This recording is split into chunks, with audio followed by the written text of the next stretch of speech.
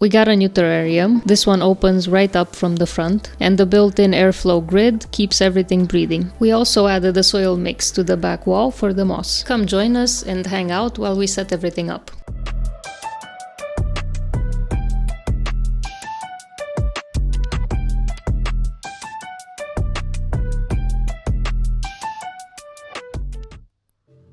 This terrarium has a really interesting built-in airflow grid that keeps everything breathing nicely. And the whole front wall just slides up, which makes it super easy to get in there and care for the plants.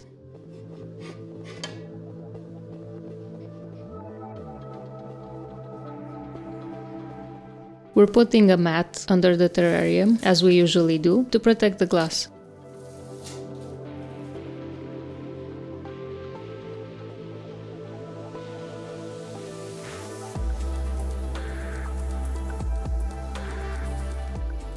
If you have an extra set of hands and someone can help you stabilize the terrarium, that makes it much easier to stick the mat under the terrarium in just the right position. This terrarium came with a large brand logo right in the front. We have nothing against them, but we want our scape to be clean and uncluttered. To get rid of it, we used a glass scraper and managed to peel the logo off without leaving any marks.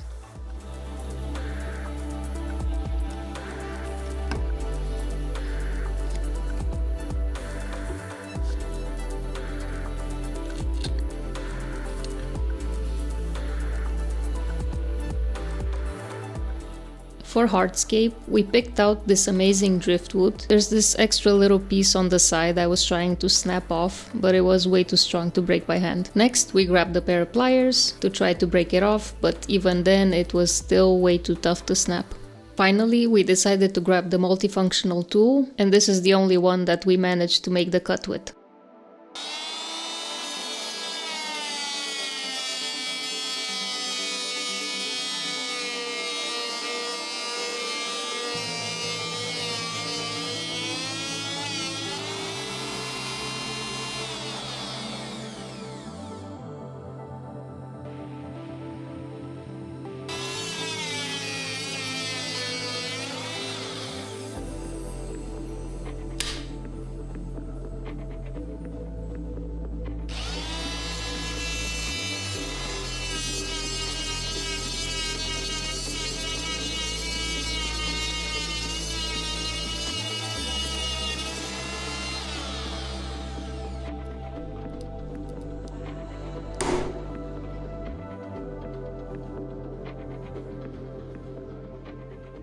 For our base layer, we'll be adding Yokuchi Haisui. This is a special mineral mix with a naturally porous texture, which makes it perfect for tropical plants. It helps water drain easily so the roots don't sit in moisture for too long. Good drainage keeps roots healthy and prevents rot. We want to spread this across the entire bottom of the terrarium to create a solid base layer. Next, we'll add Janguru soil, which is another mix from Yokuchi. This soil is slightly acidic and rich in organic matter, clays, and iron, all great for supporting tropical plant growth. It's also boosted with activated carbon, which helps absorb heavy metals, prevents root rot, and even reduces unpleasant odors. And just to be clear, we're not sponsored by Yokuchi. We use their products simply because they've worked very well for us. If you've seen our other terrarium videos, you already know how wildly the plants grew in this soil. Now we'll set the driftwood inside and tilt it toward the back wall. The shape naturally leans upward, so it slots in almost perfectly. This instantly creates a strong focal point and adds a structure that the plants can grow around. We're using a small brush to sweep away any soil that landed on the driftwood. The brush is perfect for getting into all those little crevices. The driftwood already has a beautiful natural shape, and we've got a Sirius stone that fits right into that side curve. Placing them together creates a really clean, balanced design. We're going to use this fusion compound along with cyanoacrylate glue to stabilize the driftwood. We will wedge these tiny pieces of lint between the driftwood and the glass.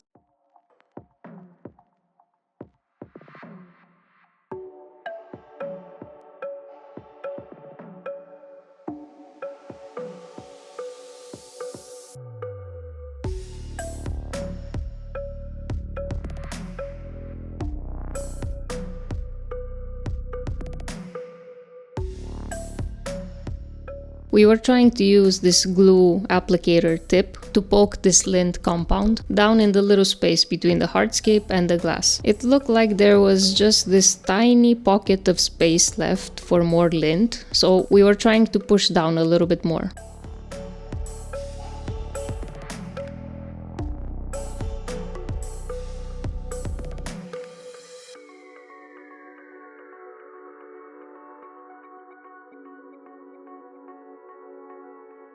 Now we're going to soak the whole compound with glue. This is the part where you want to be a little bit careful and try not to breathe the fumes in.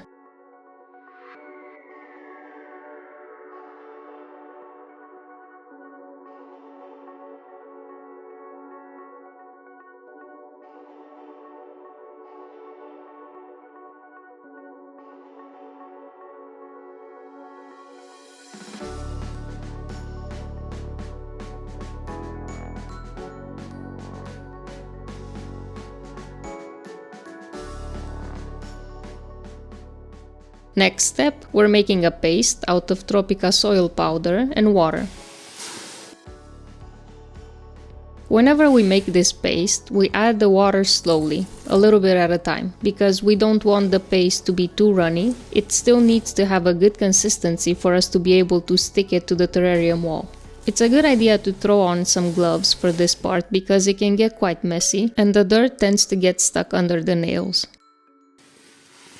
We don't really have a recipe for this soil mix, we're just eyeballing it and adding soil powder and water until the consistency looks just right.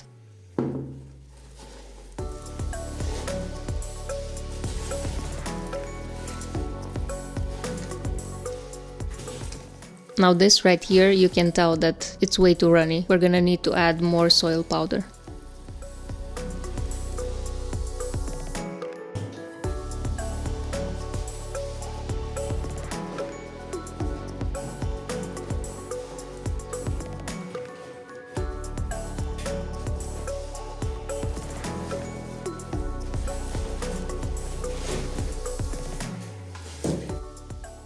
We decided to break down a little bit of sphagnum moss and mix it into the paste. We want to see if mixing in the sphagnum moss will cause the wall to hold more humidity, which would help plants grow better.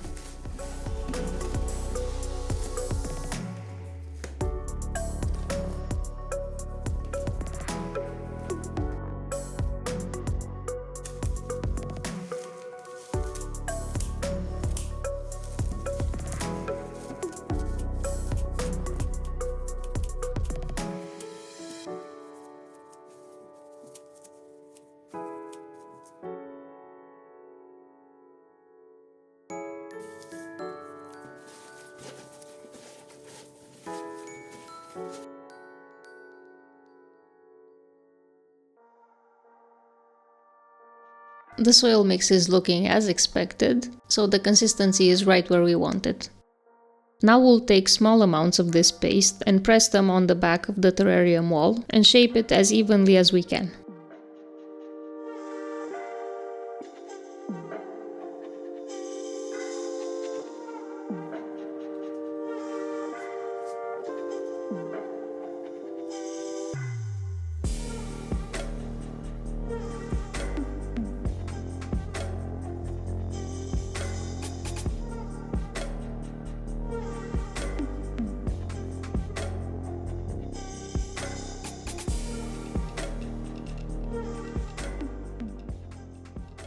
We got this amazing looking cushion moss from a very cool fish shop in Lisbon called Mizuke, and we've been waiting for a special project to use it in. We're thinking of breaking it apart a little bit and then pressing it up against the wall on top of the soil mix we made. We're going to trim the bottom part of the cushion moss so it's not too bulky, and that way it will press nicely into the soil mix. Don't throw away the cushion moss cuttings. Just place them on top of some soil in a Tupperware, for example, and give them a little bit of water every now and then, and they'll grow back. Next, we're spraying the moss wall, because the moisture helps the cushion moss stick to the soil mix.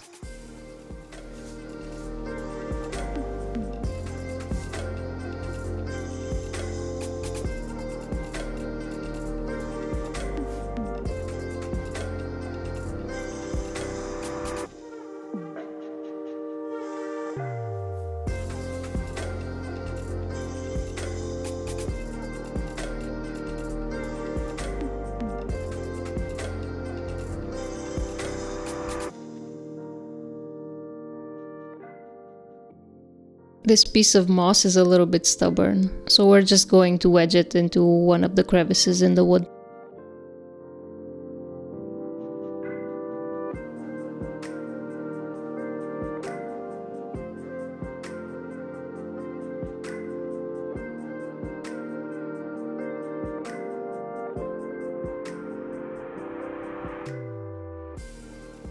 The moss is really fluffy, so it doesn't grip well, which means we have to press really hard to make it stick.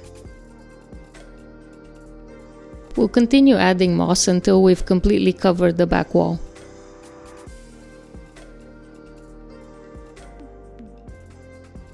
We'll also keep spraying the moss and the soil mix to keep everything nice and fresh.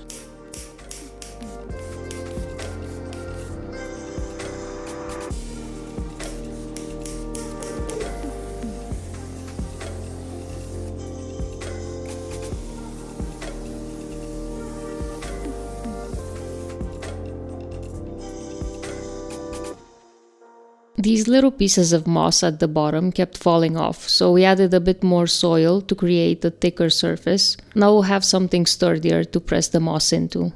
Hopefully this way it will hold.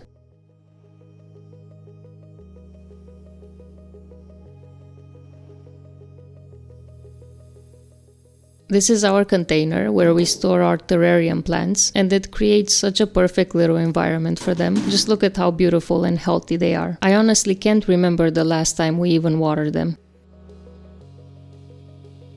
Now we're just adding a little extra soil to the back, which gives us a nicer base and makes planting way easier. We're going to start by planting these pinkish phytonias in the back. Their color is going to pop nicely against the dark background.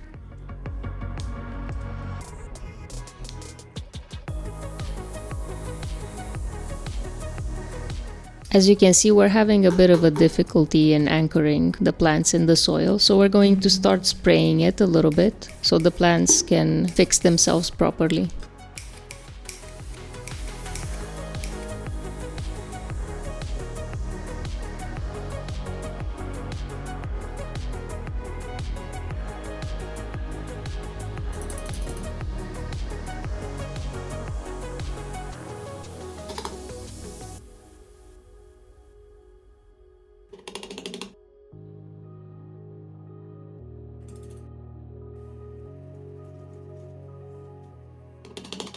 We'll keep going by adding a row of these greenish phytonias to mix up the colors a little bit. Alright, we'll add one more phytonia and then we'll add a little bit more soil to the front to smooth out the design.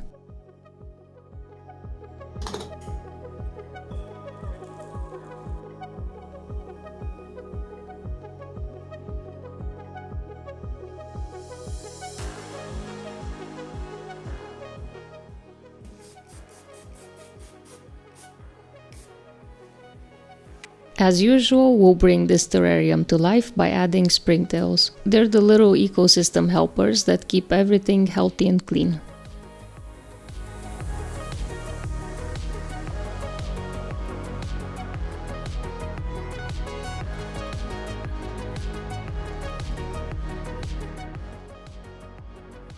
This is the almost finished result. We're still planning to add some Monte Carlo in the foreground and then let the whole layout grow in.